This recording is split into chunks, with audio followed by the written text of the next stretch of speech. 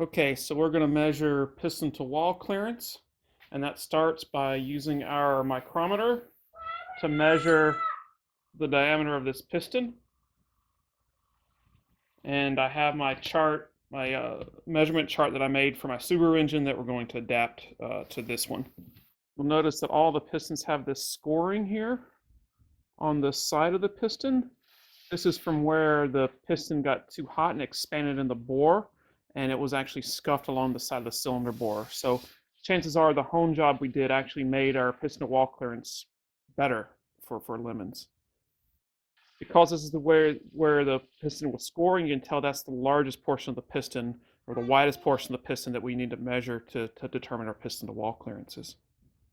I'm going to use my micrometer to go across those score marks because that's going to have the smallest piston to wall clearance. That's the one we're most interested in. I'm going to use this outer one, which is spring loaded and ensures I have this proper amount of tension to measure across this. And then I read off the dial that this is, so this gauge is in millimeters, and we read across. You see we're past the 80 mark and the first tick.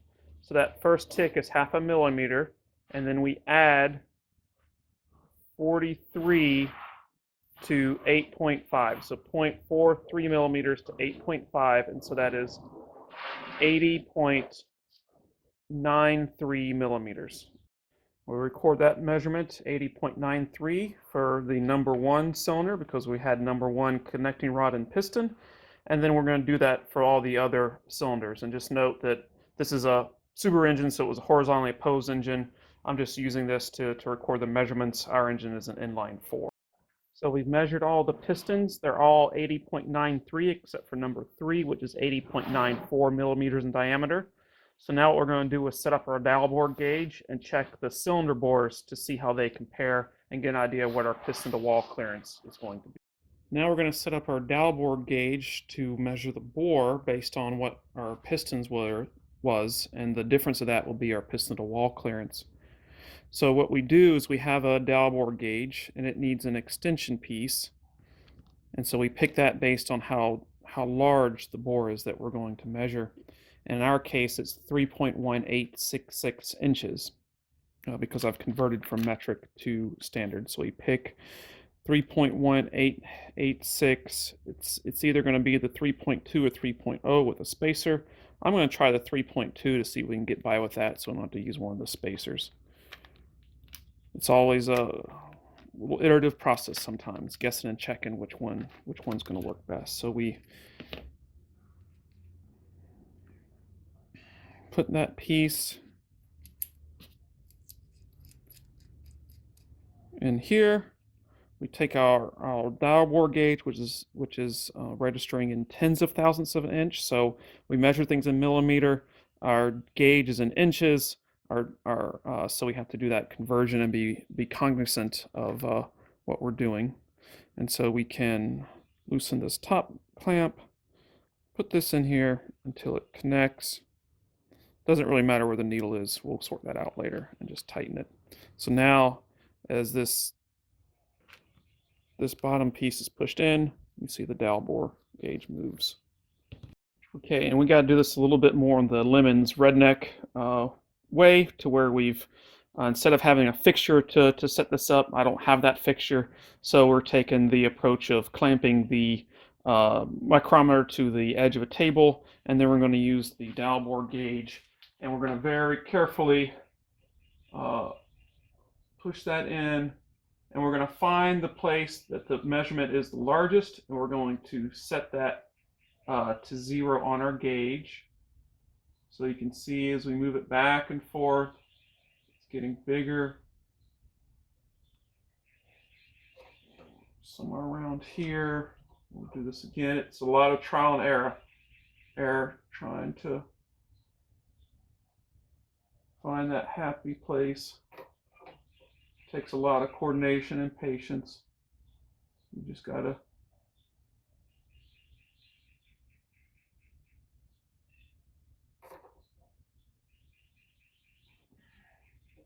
it's hard to hold it with one hand, move the gauge with the other. So you kind of go rock it back and forth, find the largest point, then rock it right to left, find it, and we are about dead on there. So we're going to send this. I always leave the engine stored upside down with the oil pan on it to keep the dust and things from settling on it. So we need to remove our oil pan and spin our engine around.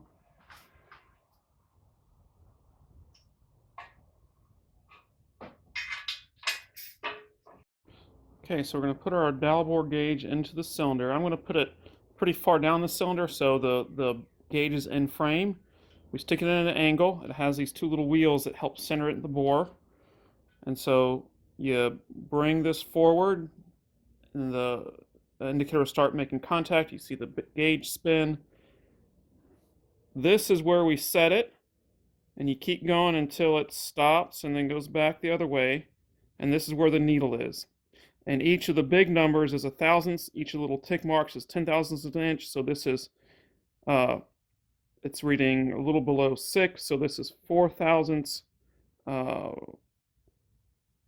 almost 4.2 thousandths. So 42 10,000ths of an inch. This cylinder is larger than those pistons that we measured. And you can go through here, you can start at the top, and you can get an idea of how straight the bore is and how it may change as it goes through. And we are, I mean, we're within about 2 10,000ths of an inch. It's a little large at the top, a little tighter at the bottom, but we're within 3 10,000ths of an inch, and that's going to be about as close as we're going to get it for a Lemon's car. Okay, so I've gone through and measured all of the clearances for the different bores, and so number 1 is 44 to 46 thousandths of an inch. Number 2 is 45 to 47 thousandths of an inch. Number 3 is the smallest one, 42 to 45 thousandths of an inch, and number 4 is the largest one, 49 to 52 thousandths of an inch. If you recall, number 3 piston is our largest piston of the 3, and it's in the smallest hole, so that's probably not going to be very good for us in the long run. So we may end up putting number 3 piston in number 4 hole. Also, we want to make sure, okay, how does this compare to the factory settings? I don't have the manual for a 1.8 liter. We're going off for a 1.7 liter. So the bore is larger in this engine, but the piston and wall clearance is going to be very similar. Plus, I'm going to throw in my swag and some experience in here. And it's telling you that it really wants 11 thousandths of an inch to 27 thousandths of an inch piston to wall clearance. And so that's this is outside of that, and we saw the pistons were scuffing, so I think it's going to be great to run as is, and we're going to swap number 3 over number 4, and we're going to send it down the racetrack and have a great old time. To get the piston off, there's this little metal clip, and you got to spin around to where you get a little punch in there to pry it out, and then go around and hope the hell it doesn't break. And eventually you'll get this clip out, the piston, wrist pin will come out, and the piston will come off the rod. Okay, so we push the wrist pin out so the connecting rod will come off the piston. So now this is number 3 connecting rod, number 3 piston, number 4 connecting rod, number 4 piston. We go swap, and now we put it back together. Put our rod back in. Push our wrist pin through. Da, da, da. And then now we can put the clip back in, basically reversing the procedure we did before. Kind of hook it in there, and then using some pliers and this guy can kind of work it back in. It's kind of a pain, and be careful because it may jump out at you again, but patience. Something important to remember is there is a frontward, everything's directional. So the little boss here indicates that the rod goes this way toward the front of the engine. And then there's an arrow on the piston say which way is the front of the engine. So you want to make sure you have those two aligned before you put together. You don't want the piston be put on backwards. Alright, now we're going to gap the piston rings and verify they are the correct gap before we install them on the pistons. So there's 3 rings. There's a compressor ring, an oil scraping ring, and an oiling ring. And the top 2 are the ones that are most important. If the gap's too small, as the ring expands, it'll close the gap to where it'll actually bind and try to distort in the bore. If the gap's too large, you basically have a hole that extra gases could get when the fuel is burned, get past the piston. So basically, all you do is you get your piston ring, you put it into the bore, and then you want it to have it all at an equal depth. So you just have a caliper set to the height, and you just move it around until the piston ring is at the same height all around the bore. Then you check your service manual, see what the gap is for this engine. It's 12 to 18 thousandths. Based on my experience, 16 to 18 is going to be great, particularly since this bore narrows as we go into it. So I have this set at 16, and we have more than 16, probably about 18. So we're good there. We then check the other 3 rings for the top, and then again for the bottom. And then if all that checks out, we can install them on the pistons. And in our case, they all check out, and we'll install them on the pistons. Okay, now we're going to check the mains. So we're going to install the crankshaft, and we're going to use something called plastic gauge to check the oil clearances, mostly because this is really easy and accurate enough to get the job done for lemons. So we have our block turned upside down. We have where the main bearings go are all clean, ready for the bearings themselves. Notice that there's holes for the oil. This would be where pressurized oil would come in and flood the space between the bearing and the crankshaft to keep it riding on a little slick of oil. So we want to make sure that those holes don't get blocked by the bearings that we're about to install. These are the mains and the bearings we're going to use. So these are all brand new bearings, and then these are the main caps that they go on. They're numbered 1, 2, 3, 4, 5. They must be kept in the exact same order because they're all machined to be in that one position. So if you swap mains across, you either have to get the block remachined or else you're going to have a really bad day. Notice there's a bearing for the bearing that goes in the block and a bearing that goes in the cap. The one that goes in the block has the oil hole and a groove for oil to go through, and the one that goes in the cap does not. The third one is a thrust bearing. So this has bearing material on both sides to keep the crankshaft from moving too much in this direction. And then for whatever reason, they have an extra main bearing with an oil hole, and I'm just putting that number 4 because that's the way it was from the factory. You could see when you flipped over number 4 that there was a spot where there used to be a oil hole in the other bearing, so we'll just keep that consistent. So now we'll install the main bearings. We get our bearing. There's a tang on that. You see there's a tang in the block, and so we match that up together. We just kind of push them in with our fingers, and you'll see that the oil hole in the bearing is aligned with the oil hole in the mains, and we'll just keep moving that down the way, always making sure that we have the bearing with the oil hole aligned. Okay, we have our bearings in, so now we can install our crankshaft.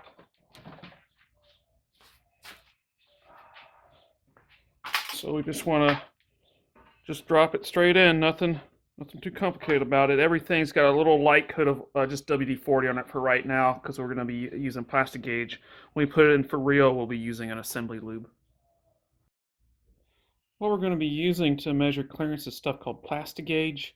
It's this little bitty strip of plastic that you stick on each of the bearing surfaces, then you torque the cap to it, then you pull it all apart, and how wide that plastic deforms. So as it gets squished, it's going to flatten out, and how wide that is indicative of how much oil clearance that you have. And so we're going to do that on all these mains by just breaking off a little piece, and then we just lay that across the journal, and we're going to do that all the way across and start putting the mains on. Okay, I put the plastic gauge in every one of the main journals, and now I'm putting the main caps on. We put tang to tang. I've put 30 weight oil on the bolts as specified by the manufacturer. And then we're gonna put that on. We're gonna just barely run them down with the electric impact, and then we're gonna torque them to 47 foot-pounds. Our torque wrench and torque things.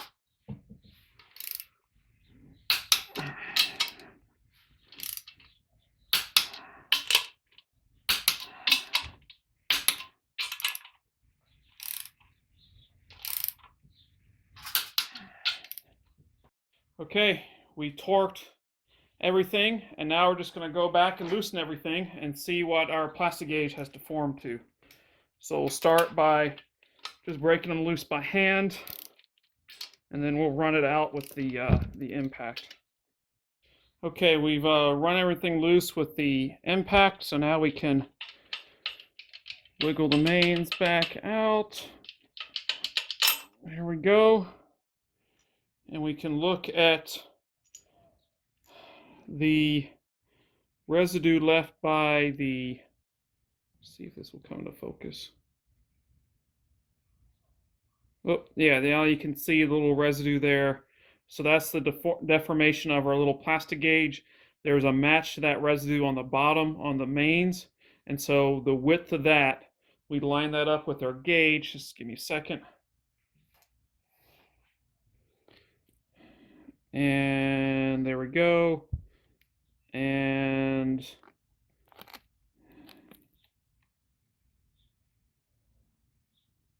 to me, it's the widest point is the width of this white line, which is 1.5 thousandths. So it looks like we have 1.5 thousandths of oil clearance for this journal, which is going to be fantastic. I don't know what the spec is. I'll have to double check that, but generally mains are between the 8/10 thousandths to about 2 thousandths, depending on the manufacturer. So I know that we're going to be really close, and if we're a little too large, we'll just run a thicker weight oil in there. Okay, I've gotten all the main caps off, and I've looked at the plastic gauge, and I've compared that the width of this with the indicators here on the packaging, and basically we have pretty much 1.5 thousandths of oil clearance, 1.5 thousandths of an inch, or 10 thousandths of an inch of oil clearance across all. I've looked in the book. They recommend between 1 and 3 thousandths for oil clearance. That's a very wide range of oil clearances, and from what I'm used to. But 1.5 is going to work well for us, and we can run some pretty thin oil and be successful. So the next step here is we're going to clean off the plastic gauge. It just comes right off. Little scraping. Little WD-40, and it'll come right off the journals. And then what we're going to do is we're going to pull the crank out. We're going to put assembly lube on. We're going to reinstall the crank. We're going to torque the mains. We're going to check run out. We're going to see how far we can move the crank back and forth and make sure that's in spec. And so that gives us an idea on the thrust bearing, which is this is the thrust bearing. Is this the correct width, or do we need to come back and maybe sand or do something to get enough thrust? So allow some movement back and forth, but not too much. All right. Okay, we got the crankshaft back out. We're going to reinstall it now. We're going to use our assembly lube. We're just going to apply liberal amounts of assembly lube in here.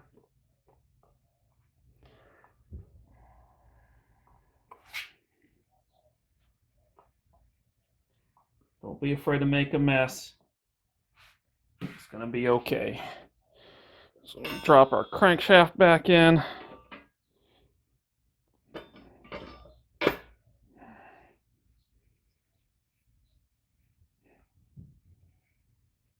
We're going to kind of just turn it.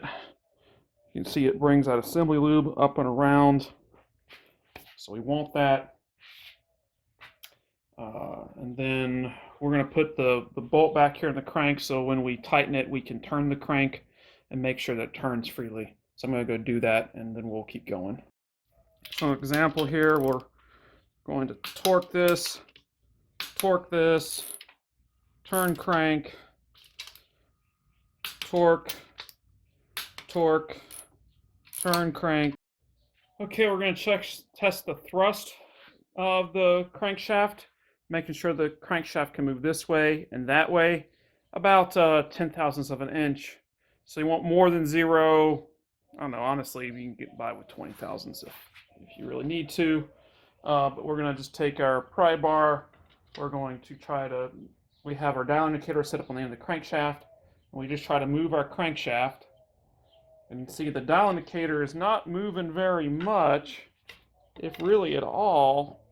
I'm trying to move the other way, it doesn't move at all. So what this is telling me is that the thrust bearing, the two sides of the bearing on number 3 is too tight. There's too much, probably even an interference fit there. So what we need to do is we need to pull everything all apart again and sand on the thrust bearing number 3 and get some of that end play in there. Otherwise, we're just going to burn up the thrust bearing, burn the bearing, burn the crankshaft, and eventually have a bad day at the racetrack. Okay, so I want to show you all what I did to get the thrust bearings to make them smaller so that we'd have end play in the crankshaft that was within spec. And on that note, spec for this engine is 3 to 7 thousandths. The number I quoted you earlier was some stuff for American V8s that for in race car engines that don't apply here. So this is a really fine belt on our sander, and basically you move very fast. You just press as evenly as possible this way, then that way, that way, that way, and then the crosshatch. Do that to both sides. I mean, it's really just a touch, touch, touch, touch, touch, touch, flip it over to the other side, and then you measure the width. Okay, so you know what your starting measurement was, you know what your end measurement was, and you can see just how many thousandths of an inch you're taking off this thing at a time. Then went back in the solvent tank, cleaned it up, polished the sides here, and now we're ready to go. Okay, we've put our crankshaft back in. We've added liberal amounts of assembly lube. We always make sure that our tangs on the bearings go tang to tang, so we make sure we put our main caps on the right way. We're always double checking, make sure we are 1, 2, 3, 4, and now 5 on our main caps. Everything still has assembly lube. Everything's going tang to tang. Because the one time you mess it up is the one time you send it, and it won't come back the way you expect it to.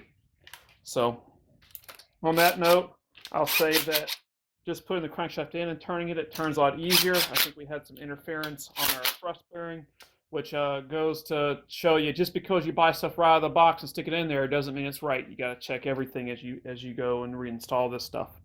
All right, I'm going to go ahead and finish this up, and we'll come back to you in a minute. Just want to point out that as I was tightening this down and turning the crankshaft, it turns a lot easier now. We were definitely getting interference with that thrust bearing.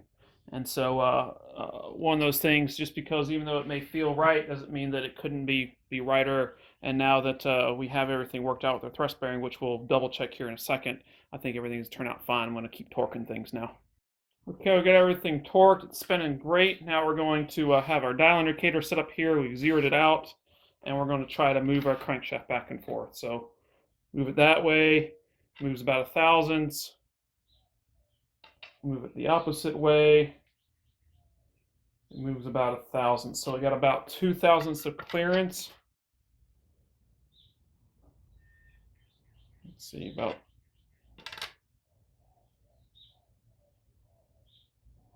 about 2 there. Come back the other way, about 1 there. We're right at 3, which is the minimum. Kind of based on the feel that it feels a lot easier. The main caps went a lot easier. Everything feels right. 3 is the minimum, and I think we're going to send it here and let the engine wear into where it wants to be. Because, well, you know, lemons. All right, y'all. So today we did a lot of stuff. We checked the piston to wall clearance, set the measurements, took those measurements. We swapped number 3 piston with the number 4 bore because 4 was larger and 3 was the largest of the 4 pistons. We installed our crankshaft. We verified that it had adequate oil clearance and that we had enough end play, so the thrust bearing was doing its job. We had to do some modifications there. Again, just because you buy it in a box doesn't mean it's going to be right. You got to check the stuff. And so now what we're ready to do is we're ready to put rings on the pistons. We're ready to put those on the bore and be ready to go.